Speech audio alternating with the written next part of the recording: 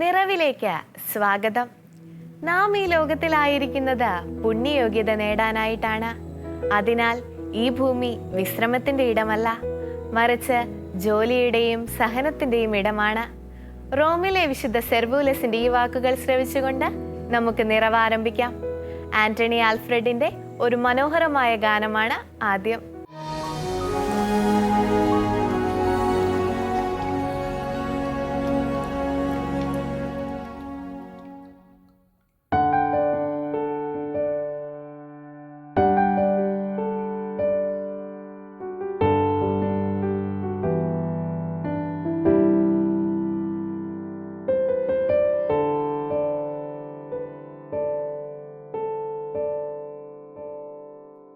ദൈവസ്നേഹം കൂദാശയായി നിത്യജീവന്റെ അപ്പമായി മാറി.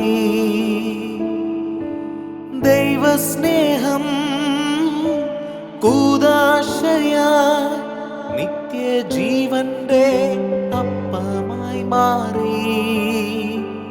മുറിച്ചു നൽകി ജീവനേകുന്ന ദിവ്യകാരുണ്യമാണെൻ്റെ നാഥൻ. മുറിച്ചു നൽകി ജീവനേകുന്ന ദിവ്യകാരുണ്യമാണെൻ്റെ നാഥൻ. ദൈവസ്നേഹം കൂദാശയായി ജീവന്റെ അപ്പമായി മാറി.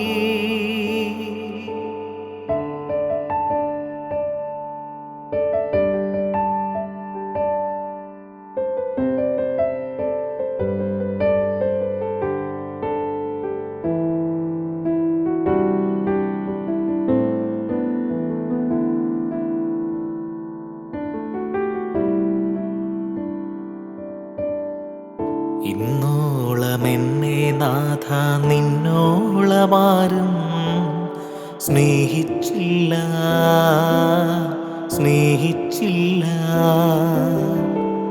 ഇന്നോളമെന്നെ നാഥ നിന്നോളമാരും സ്നേഹിച്ചില്ല.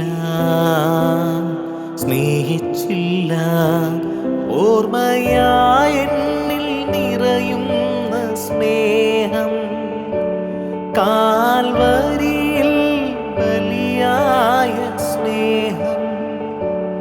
ഓർമ്മയായെന്നിൽ നിറയുന്ന സ്നേഹം, കാൽവരിയിൽ ബലിയായ സ്നേഹം. മുറിച്ചു നൽകി ജീവനേകുന്ന ദിവ്യകാരുണ്യമാണെൻ്റെ നാഥൻ. മുറിച്ചു നൽകി ജീവനേകുന്ന ദിവ്യകാരുണ്യമാണെൻ്റെ നാഥൻ.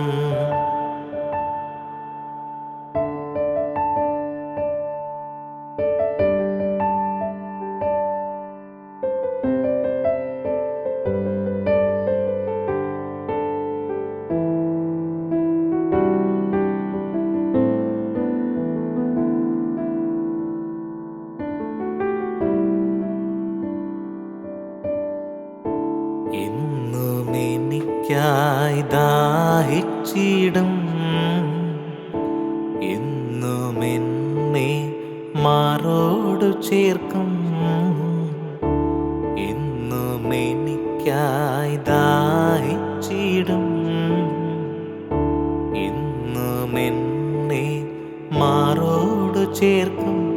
എന്നുമെന്നെ വിസ്മയിപ്പിക്കും. ഓ ദിവ്യകാരുണ്യമേ സ്നേഹമേ, എന്നുമെന്നെ വിസ്മയിപ്പിക്കും.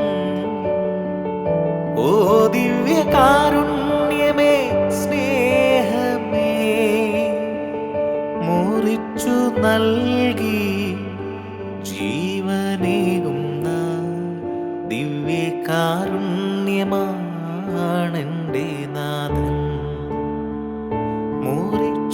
നൽകി ജീവനേകുന്ന ദിവ്യകാരുണ്യമാണെൻ്റെ നാഥൻ. ദൈവസ്നേഹം കൂദാശയാ നിത്യജീവന്റെ അപ്പമായി മാറി. ദൈവസ്നേഹം കൂദാശയാ നിത്യജീവന്റെ അപ്പമായി മാറി. മുറിച്ചു നൽകി ജീവനേകുന്ന ദിവ്യകാരുണ്യമാണെൻ്റെ നാഥൻ. മുറിച്ചു നൽകി ജീവനേകുന്ന ദിവ്യകാരുണ്യമാണെൻ്റെ നാഥൻ.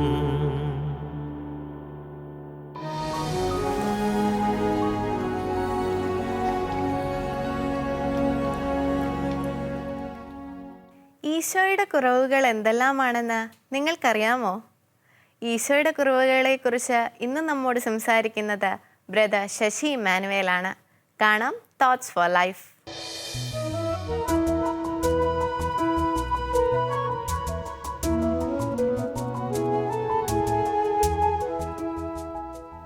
സ്നേഹമുള്ളവരെ, വാക്കുകൾ അളന്നു തൂക്കി ഉപയോഗിക്കുന്ന ഒരു അച്ഛനുണ്ടായിരുന്നു.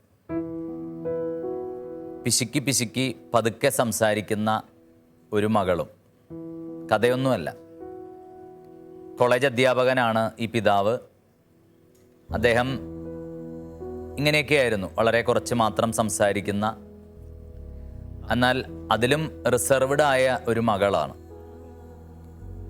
2018 പ്രളയകാലത്ത് രോഗിയായി ആശുപത്രിയിൽ ഈ പിതാവ് കിടക്കുന്നു. മരണാസന്നനായ ICUയിൽ കിടക്കുമ്പോൾ അദ്ദേഹം താനിടുന്ന ഷർട്ടിൻ്റെ ഉള്ളിൽ ഒരു കടലാസ് കഷ്ണം എപ്പോഴും സൂക്ഷിച്ചു. ഷർട്ട് മാറുന്ന സമയത്ത് ആ പേപ്പർ തൻ്റെ ഷർട്ടിൻ്റെ ഉള്ളിൽ ഉണ്ടാകണം, പോക്കറ്റിൽ ഉണ്ടാകണമെന്ന് അദ്ദേഹം ശാഠ്യം പിടിക്കുമായിരുന്നു. അദ്ദേഹം തൻ്റെ കരങ്ങൾ ഇടയ്ക്കിടയ്ക്ക് ആ കടലാസിനോട് ചേർത്ത് വയ്ക്കുമായിരുന്നത്രേ. ആ ICUയിൽ വെച്ച് അദ്ദേഹം മരിച്ചു. ആ പോക്കറ്റിലെ കടലാസ് കഷണത്തിൽ വളരെ കുറച്ച് മാത്രം സംസാരിക്കുന്ന അദ്ദേഹത്തിൻ്റെ മകള് ഒരു വാക്ക് എഴുതി കൊടുത്തിരുന്നു: അച്ഛനെ എനിക്ക് വലിയ ഇഷ്ടമാണ്.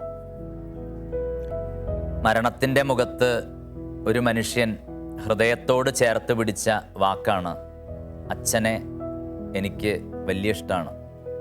പിന്നീട് ഈ മകള് ആ സ്നേഹം അവളുടെ കഴിവിൻ്റെ ഭാഗമായിട്ട് ഉയർന്ന ഒരു പർവ്വതത്തെ കീഴടക്കിയപ്പോൾ അതിൻ്റെ മുകളിലും ഈ പദം എഴുതി ചേർത്തു. ഇതൊരു പത്രമാധ്യമത്തിൽ കണ്ട ഒരു വാർത്തയാണ്. ഒരു അക്രൈസ്തവ പശ്ചാത്തലത്തിൽ നിന്ന് ക്രിസ്തുവിനെ കണ്ടെത്തിയ ഒരു വ്യക്തി തൻ്റെ ആത്മകഥയ്ക്കിട്ട പേര് I tired to call him father എന്നാണ്. ദൈവം എൻ്റെ പിതാവായപ്പോൾ. സ്വർഗസ്ഥനായ ഞങ്ങളുടെ പിതാവേ എന്ന് മനുഷ്യനെ പ്രാർത്ഥിക്കാൻ പഠിപ്പിച്ചു എന്ന അപരാധത്തിനാണത്രേ ക്രിസ്തു കുരിശിൽ ദാരുണമായ രീതിയിൽ മരണം വരിക്കേണ്ടി വന്നത്. ഈ ചുങ്കക്കാരെയും പാപികളെയും താഴെ തട്ടിലുള്ള വിശുദ്ധി കുറഞ്ഞ മനുഷ്യരോടൊക്കെ പറഞ്ഞു ദൈവം അപ്പനാണ്. നമ്മൾ നമ്മുടെ ജീവിതത്തിൽ പ്രത്യേകിച്ച് തിരിച്ചറിയണം, ഈശോ പഠിപ്പിച്ച ഒരേ ഒരു പ്രാർത്ഥനയുടെ ആദ്യ വാക്യം ദൈവത്തെ പിതാവേ എന്ന് വിളിക്കാനുള്ള ഒരു സ്വാതന്ത്ര്യം, അല്ലെങ്കിൽ നമ്മളോട് ദൈവത്തെ പിതാവേ എന്ന് വിളിച്ചുകൊണ്ട് വേണം പ്രാർത്ഥിക്കാൻ എന്ന് പഠിപ്പിച്ചുകൊണ്ടാണ് ആ പ്രാർത്ഥന ആരംഭിക്കുന്നത്. അസീസിയിലെ വിശുദ്ധ ഫ്രാൻസിസ് ആണ് സങ്കടപ്പെട്ടത്. സ്നേഹം സ്നേഹിക്കപ്പെടുന്നില്ല. ഇന്ന് പലർക്കും ദൈവം എന്ന് പറയുന്നത് ഒരു സൂപ്പർ മാർക്കറ്റാണ്. ചിലരെങ്കിലും കരുതുന്നു ഫ്ലിപ്കാർട്ടോ ആമസോൺ ഇതൊക്കെ പോലെ ഓർഡർ ചെയ്ത് കഴിഞ്ഞാൽ കൃത്യമായിട്ട് ആ പാഴ്സല് തൻ്റെ വീട്ടിലെത്തിക്കുന്ന ഒന്നായിട്ട് ദൈവത്തെ കാണുന്നു. പക്ഷേ വചനം നമ്മളോട് പറയുന്നു ദൈവം പിതാവാണ്. ആ പിതാവിൻ്റെ സ്നേഹം തൻ്റെ മക്കൾ അറിയാതെ പോകുമ്പോൾ ഹോസിയ പ്രവാചകനിലൂടെ ദൈവം വേദനിക്കുന്ന ഇങ്ങനെയാണ്: my people are perish because they do not acknowledge me. എൻ്റെ ജനം അവരുടെ അജ്ഞത നിമിത്തം നശിക്കുന്നു. അതുകൊണ്ട് നാശത്തിലൂടെ ചരിക്കുന്ന ഒരു ജനത ആയിട്ട് അല്ലെങ്കിൽ ഒരു വ്യക്തിയായിട്ട് ഞാൻ മാറിക്കൂടാ. ആശുപത്രി കിടക്കയിൽ മരണത്തെ മുഖാമുഖം കാണുമ്പോഴും ആ മനുഷ്യൻ നെഞ്ചോട് ചേർത്ത് പിടിച്ച ആ കടലാസ് കഷ്ണത്തിൽ മകൾ കുറിച്ചൊരു വാക്കുണ്ട്: ഡാഡ്, ഐ ലവ് യു. ദൈവത്തോട് ഹൃദയത്തിൽ നിന്നെങ്കിലും ഞാൻ അങ്ങേ സ്നേഹിക്കുന്നു എന്ന് പറയാൻ കഴിയാതെ പോവുക എന്നതാണ് ആത്മീയതയിലെ ഏറ്റവും വലിയ ദുരന്തം. ഒരു ആയുഷ്കാലം മുഴുവൻ ദേവാലയത്തിൽ പോവുകയും പ്രാർത്ഥിക്കുന്നു, അല്ലെങ്കിൽ മറ്റു പല കാര്യങ്ങളിലും ഇൻവോൾവ് ചെയ്യുന്നു, എന്നിട്ടും ഹൃദയം കൊണ്ട് ദൈവം എന്ന പിതാവിനെ സ്നേഹിക്കാനാവാതെ പോവുക. ഇവിടെയാണ് വിശുദ്ധ കൊച്ചുത്രേസ്യ പുണ്യവതിയെ നമ്മൾ ഓർക്കേണ്ടത്. കൊച്ചുത്രേസ്യ പറഞ്ഞു, എനിക്ക് ഈശോയെ ഒത്തിരി ഇഷ്ടമാണ്. കാരണം ഈശോയെ ഞാൻ സ്നേഹിക്കാൻ കാരണം അവൻ്റെ കുറവുകളാണ്. എൻ്റെ ഈശോയ്ക്ക് ചില കുറവുകളുണ്ട്. അതെന്താണ് എന്നത് അവരുടെ ആത്മീയ ജീവിതം വെളിപ്പെടുത്തുന്നുണ്ട്. ഒന്നാമത്തെ കുറവ് ഈശോയുടെ, അവന് കാഴ്ചശക്തി കുറവാണെന്ന് പറഞ്ഞു. ഈശോയ്ക്ക് കാഴ്ചശക്തി കുറവാണെന്ന് കൊച്ചുത്രേസ്യ പറയുമായിരുന്നത്രേ. അതുകൊണ്ടാണ് ഏറ്റവും നിസ്സാരയായ ഒന്നുമല്ലാത്ത എന്നെയൊക്കെ വലിയ ആളായിട്ട് തമ്പുരാൻ ഇങ്ങനെ കരുതുന്നത്. അവന് കാഴ്ചശക്തി കുറവാണ്. നമ്മുടെയൊക്കെ ജീവിതത്തിൽ തിരിഞ്ഞു നോക്കുമ്പോൾ ദൈവം നമ്മളെ എത്രയോ അധികമായിട്ട് വിലമതിച്ചിരിക്കുന്നു. ശരിക്കും നമ്മുടെ കുറവുകളും ന്യൂനതകളും നമ്മുടെ യഥാർത്ഥ ജീവിതമൊക്കെ അറിഞ്ഞാൽ ദൈവം ഇത്രമാത്രം നമ്മളെ വിലമതിക്കുമോ? മനുഷ്യൻ വിലമതിക്കില്ല. ഇനി കൊച്ചുത്രേസ്യ പറയുന്ന രണ്ടാമത്തെ കാര്യം, അവന് കേൾവിശക്തി കുറവാണ്, ചെവി കേൾക്കൂല. അതുകൊണ്ടാണ് ഞാൻ എത്രമാത്രം പരാതിപ്പെട്ടിട്ടും പിന്നെയും ഞാൻ അവനോട് സംസാരിക്കാൻ ചെല്ലുമ്പോൾ കാതും കൊണ്ട് എൻ്റെ അരികിലേക്ക് അവൻ വരുന്നത്. അവന് കേൾവിശക്തി കുറവാണ്. ശരിയാണ്, ഈ ലോകത്തിലെ കോടിക്കണക്കിന് മനുഷ്യർ പറയുന്ന ഒരു നിന്ദാവചനം, ഒരു പഴി മാത്രം മതിയാവും അല്ലേ? കോടിക്കണക്കിന് ശാപവാക്കുകളും പഴിയുമായിട്ട് ദൈവസന്നിധിയിലെത്താൻ. ദൈവം അതൊന്നും കേൾക്കുന്നില്ല. നമ്മുടെ കർത്താവ് അതൊന്നും ചെവിക്കൊള്ളുന്നില്ല. വീണ്ടും വീണ്ടും നമ്മൾ പറയുമ്പോൾ കാതുമായിട്ട് ദൈവം വരുന്നുണ്ട്. വീണ്ടും അവിടെ കൊച്ചുത്രേസ്യ പറയുന്നത് അവന് കണക്ക് വശമില്ല. അതുകൊണ്ടാണ് 99 ആടുകളെയും വിട്ടിട്ട് കാണാതെ പോയ ഒരെണ്ണത്തിനെ തിരഞ്ഞ് ഈശോ പോയത്. യേശുവിനെ സ്നേഹിക്കാൻ കൊച്ചുത്രേസ്യയ്ക്ക് ഈ 2-3 കാരണങ്ങളുണ്ടായിരുന്നു എന്ന് ഒരു ലേഖനത്തിൽ വായിച്ചാണ്. പ്രിയമുള്ളവരെ, നമ്മുടെ ദൈവം, നമ്മുടെ ഈശോ, അവന് കാഴ്ചശക്തി കുറവാണ്. അതുകൊണ്ടൊക്കെ നമ്മളെയൊക്കെ വല്ലാതെ കർത്താവ് വലിയവരായിട്ട് കാണുന്നു. തിരുവചനം പറയുന്നുണ്ട്, കാഴ്ചയില്ലാത്തവർ കാണുകയും കാഴ്ചയുള്ളവർ അന്ധരായി തീരുകയും ചെയ്യേണ്ടതിന് ന്യായവിധിയുമായിട്ടാണ് ഞാൻ വന്നിട്ടുള്ളത്. യോഹന്നാൻ 9:39 നമുക്ക് കാണാൻ പറ്റും. ഇന്ന് കാഴ്ചയുണ്ട് എന്ന് അഭിമാനിക്കുന്ന പലരും കാണാതെ പോകുന്നത് കാഴ്ചയില്ല എന്ന് നമ്മൾ കരുതിയ ചില മനുഷ്യർ കണ്ടെത്തുന്നു. അവരതിനെ ഹൃദയത്തോട് ചേർത്ത് പിടിക്കുന്നു. ഒരു ബ്രാഹ്മണ കുടുംബത്തിൽ ജനിച്ചു വളർന്ന ഒരു സുഹൃത്തുണ്ടായിരുന്നു എനിക്ക്. ഡോക്ടറാണ്. കോട്ടയം മെഡിക്കൽ കോളേജിലൊക്കെയാണ് പഠിച്ചത്. ഒരു വിശുദ്ധ കുർബാനയുടെ മനോഹാരിത തിരിച്ചറിഞ്ഞിട്ട് ദിവ്യബലി അർപ്പിക്കുന്ന പുരോഹിതനോട് മാമോദിസയൊന്നും സ്വീകരിച്ച് കുർബാന സ്വീകരിക്കാൻ തനിക്ക് കഴിയാത്ത, അർഹതയില്ലാത്ത കാലത്ത് അവരാവശ്യപ്പെട്ടു, അച്ഛൻ ബലിയർപ്പിക്കുമ്പോൾ, വിശുദ്ധ കുർബാന ദൈവജനത്തിന് കൊടുക്കുമ്പോൾ ആ പാത്രം പിടിക്കാനെങ്കിലും എന്നെ അനുവദിക്കാമോ? അപ്പം കാഴ്ചയില്ലാത്തവർ കാണുന്നു.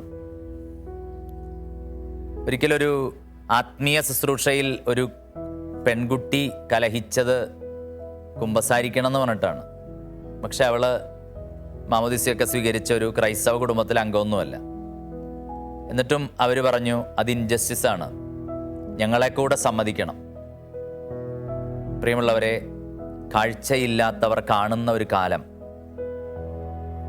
നമ്മുടെ ദൈവം നമ്മുടെ കുറവുകളെ അവിടുന്ന് കാണുന്നില്ല.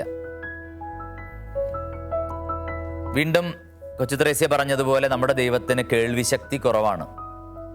എന്തുമാത്രം പാഴ്വാക്കുകൾ കൊണ്ട് നമ്മൾ അവിടുത്തെ തള്ളിക്കളയുമ്പോഴും അവിടുത്തെ നിഷേധിക്കുമ്പോഴും ദൈവം അതൊന്നും കേൾക്കാത്തതുപോലെ വീണ്ടും ദൈവമേ എന്ന് വിളിച്ച് അല്ലെങ്കിൽ ഈശോ എന്ന് വിളിച്ച് നമ്മൾ തിരിച്ചു വരുമ്പോൾ അവിടുന്ന് നമുക്കായിട്ട് തൻ്റെ കാത് തരുന്നു. ഞാൻ യഹോവയ്ക്കായി കാത്തല്ലോ, അവൻ എന്നിലേക്ക് ചാഞ്ഞു കേട്ടല്ലോ എന്നൊരു ഗാനമുണ്ട്. എന്നിലേക്ക് ചാഞ്ഞ് ഞാൻ പറയുന്നത് കേൾക്കുന്ന ഒരു സ്നേഹം. വീണ്ടും മൂന്നാമത്, അവന് കണക്ക് വശമില്ല. അതുകൊണ്ടാണത്രേ 99 അവിടെ ഇട്ടിട്ട് 1 തേടിപ്പോയത്. അങ്ങനെ തേടിപ്പോയത് കൊണ്ടാണ് തീർച്ചയായും നമ്മിൽ പലരും ദൈവത്തിൻ്റെ ഭവനത്തിൽ ഇന്ന് അവിടുത്തെ മക്കളായിട്ട് തുടരുന്നത്. എന്നെ തിരഞ്ഞ് വരുന്ന ഒരു ദൈവം. യോഹന്നാൻ അതുകൊണ്ട് ആ സ്നേഹത്തെ തൊട്ടിട്ട് തൻ്റെ ലേഖനത്തിൽ എഴുതി 1 യോഹന്നാൻ 4:18 പൂർണ്ണമായ സ്നേഹത്തിൽ ഭയത്തിനിടമില്ല. ഭയം ശിക്ഷയെക്കുറിച്ചാണ്. ഭയപ്പെടുന്നവൻ സ്നേഹത്തിൽ പൂർണ്ണനായിട്ടില്ല. പലരുടെയും ആധ്യാത്മികത ഇന്നും ഭയത്തിൻ്റെയാണ്. ഞായറാഴ്ച കുർബാനയ്ക്ക് പോയില്ലെങ്കിൽ ദൈവം ശിക്ഷിക്കും, ഇന്ന കാര്യം ചെയ്തില്ലെങ്കിൽ ഞാൻ എന്തോ കടക്കാരനായിട്ട് മാറും. പ്രിയമുള്ളവരെ, നമ്മുടെ ആത്മീയതയ്ക്ക് കുറെ കൂടെ അഴക് തരുന്നത് ഇത്തരത്തിലുള്ള ശാഠ്യങ്ങളൊന്നുമല്ല. നമുക്ക് ദൈവത്തെ വെറുതെ അങ്ങ് സ്നേഹിക്കാം. പ്രശസ്തനായൊരു ധ്യാനഗുരു തൻ്റെ വചനവേദിയിൽ നിന്നുകൊണ്ട് ഇങ്ങനെ പറയുന്നു: ദൈവത്തെ എനിക്ക് ഒരു പേടിയില്ല. കേൾക്കുന്നവർ അത്ഭുതപ്പെടും. ദൈവത്തെ വല്ലാതെ പേടിച്ച് നടക്കുന്ന കാലമാണ്. അദ്ദേഹം പറയുന്നു, ദൈവത്തെ എനിക്ക് ഒരു പേടിയില്ല. അദ്ദേഹത്തിന് ദൈവത്തെ പേടിയില്ലാത്തതിൻ്റെ കാരണം അദ്ദേഹം പറയുന്നുണ്ട്. കാരണം ഞാനൊരു ആരാച്ചാരെയല്ല, ഒരു അപ്പനെയാണ് ദൈവമേ എന്ന് വിളിക്കുന്നത്. അതുകൊണ്ട് ഓരോ തവണ ദൈവത്തെ അപ്പാ എന്ന് വിളിക്കുമ്പോൾ, പിതാവേ എന്ന് വിളിക്കുമ്പോൾ, ആ അപ്പൻ്റെ മുഴുവൻ നന്മകളും അവിടുന്ന് എൻ്റെ ജീവിതത്തിലേക്ക് ചൊരിയുന്നു. വിശുദ്ധ അന്തോണീസ് പുണ്യവാൻ പറഞ്ഞൊരു വാചകം യൂക്കാറ്റിനകത്തുണ്ട്. അതിങ്ങനെയാണ്: തൻ്റെ മക്കളുടെ പിതാവാകുന്നതിൽ നിന്ന് ദൈവം ഒരിക്കലും പിന്മാറുന്നില്ല. ഞാൻ എത്രമേൽ വലിയ പാപിയായിരിക്കുമ്പോഴും എത്രമേൽ അധപതിച്ചവനായിരിക്കുമ്പോഴും തൻ്റെ മക്കളുടെ പിതാവായിരിക്കുന്നതിൽ നിന്ന് ദൈവം ഒരിക്കലും പിന്മാറുന്നില്ല. പ്രിയമുള്ളവരെ, നമ്മുടെയൊക്കെ ജീവിതത്തിൻ്റെ പ്രതിസന്ധികളിൽ, നിരാശകളിൽ, ഉത്തരമില്ലാത്ത ചോദ്യങ്ങളുടെ മുമ്പിൽ ഓർക്കാം, കണ്ണിന് കാഴ്ച കുറഞ്ഞ, കാതിന് കേൾവി കുറഞ്ഞ, കണക്ക് കൂട്ടാൻ അറിയാത്ത നമ്മുടെ പാവം ദൈവം. ഈശോയുടെ ഒരു മനോഹരമായ ചിത്രം വരച്ചിട്ട് അതിന് താഴെ ആരോ എഴുതി ചേർത്തു, മൈ ബെഗർ ലോൺ, എൻ്റെ യാചകനായ ദൈവം. തീർച്ചയായും അത് ശരിയാണ്. നമ്മുടെ ഓരോരുത്തരുടെയും ജീവിതത്തിൻ്റെ വാതിൽക്കൽ ഈശോ ഉണ്ട്. നമ്മുടെയൊക്കെ ജീവിതത്തിലേക്ക് കടന്നു വരാൻ ഒരു പഴുത് തേടിയിട്ട് അവിടുന്ന് കാത്തു നിൽക്കുന്നുണ്ട്. നമുക്ക് ആ ദൈവത്തോട് പറയാം, ആ പെൺകുട്ടി അപ്പനോട് പറഞ്ഞ പോലെ, എനിക്ക് അപ്പനെ ഇഷ്ടമാണ്. ആ വാക്ക് ഹൃദയത്തോട് ചേർത്തിട്ട് അവിടുന്ന് ആ മനുഷ്യൻ മരിച്ചു. നമുക്കും ദൈവത്തോട് പറയാം, ദൈവമേ, ഞാൻ അങ്ങയെ സ്നേഹിക്കുന്നു. ക്രിസ്തുവിനെ തന്നതിന് നന്ദി പറയുന്നു. എന്നെ മകനായി മകളായി കരുതുന്നതിന് ഞാൻ അങ്ങയെ ആരാധിക്കുന്നു. എനിക്കങ്ങയെ ഇഷ്ടമാണ്. ആമേൻ.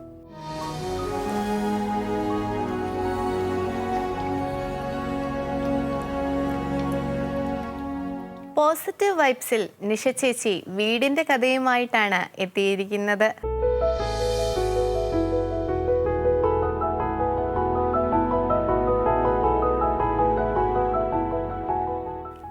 പോസിറ്റീവ് വൈബ്സിലേക്ക് സ്വാഗതം.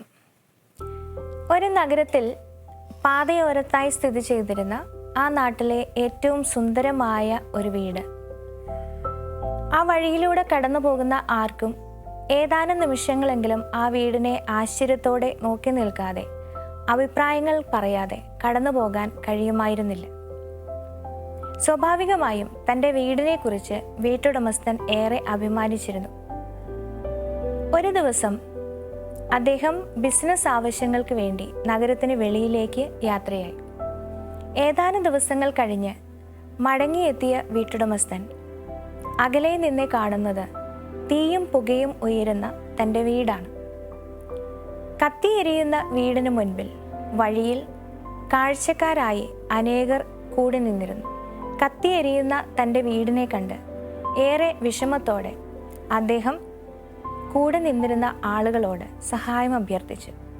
എങ്ങനെയെങ്കിലും വീടിൻ്റെ തീ അണയ്ക്കുവാനായി. പക്ഷേ അവരെല്ലാം നിഷ്ക്രിയരായി നിന്നതേയുള്ളൂ.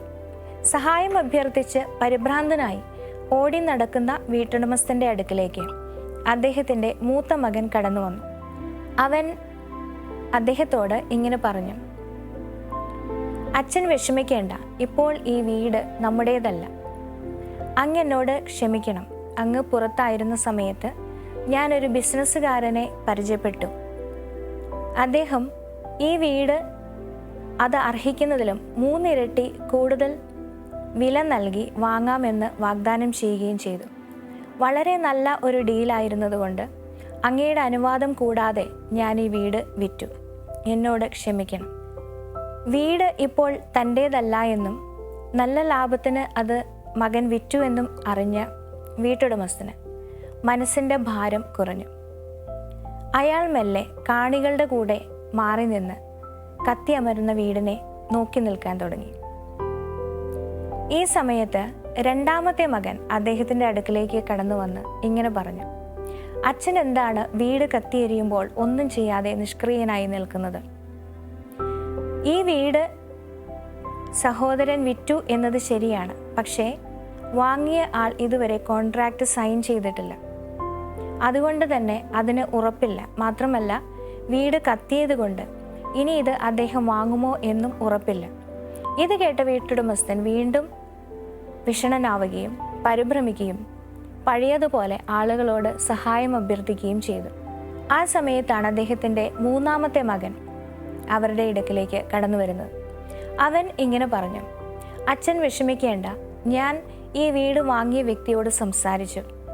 അയാൾ തൻ്റെ വാഗ്ദാനത്തിൽ ഉറച്ചു നിൽക്കുമെന്നും വീട് കത്തിയത് നമ്മുടെ മിസ്റ്റേക്ക് കൊണ്ടല്ലാത്തതുകൊണ്ട് ഈ ഡീലിൽ നിന്ന് അദ്ദേഹം പിന്മാറില്ല എന്നും വീടിൻ്റെ തുക നമുക്ക് തരുമെന്നും അദ്ദേഹം വാഗ്ദാനം ചെയ്തിട്ടുണ്ട്. ഇത് കേട്ടപ്പോൾ വീട്ടുടമസ്ഥൻ വീണ്ടും റിലാക്സ്ഡ് ആവുകയും കാണികളോടൊപ്പം ചേർന്ന് നിഷ്ക്രിയനായി നോക്കി നിൽക്കുകയും ചെയ്തു എന്നതാണ് കഥ. ഇവിടെ ഈ വീട്ടുടമസ്ഥൻ്റെ മനോഭാവവും അദ്ദേഹത്തിൻ്റെ പ്രവൃത്തികളും പരിശോധിച്ചാൽ സ്വന്തം എന്ന് തോന്നിയ സമയത്ത് അയാൾക്ക് വീടിനോട് ഒരു അറ്റാച്ച്മെൻറ്റ് തോന്നും.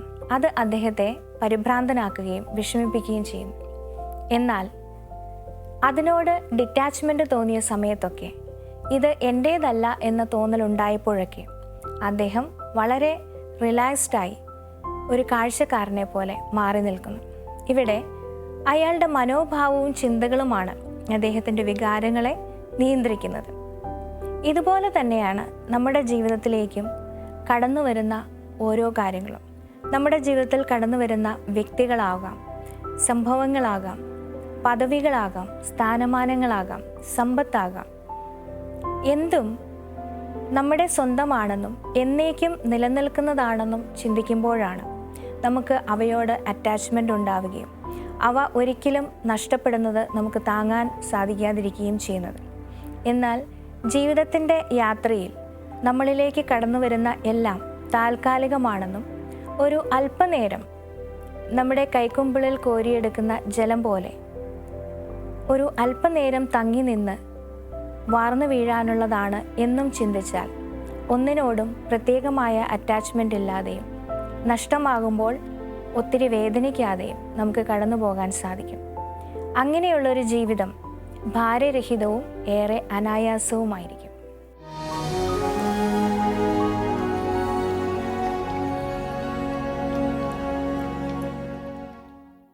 നാം ഈ ലോകത്തിലായിരിക്കുന്നത് പുണ്യയോഗ്യത നേടാനായിട്ടാണ്.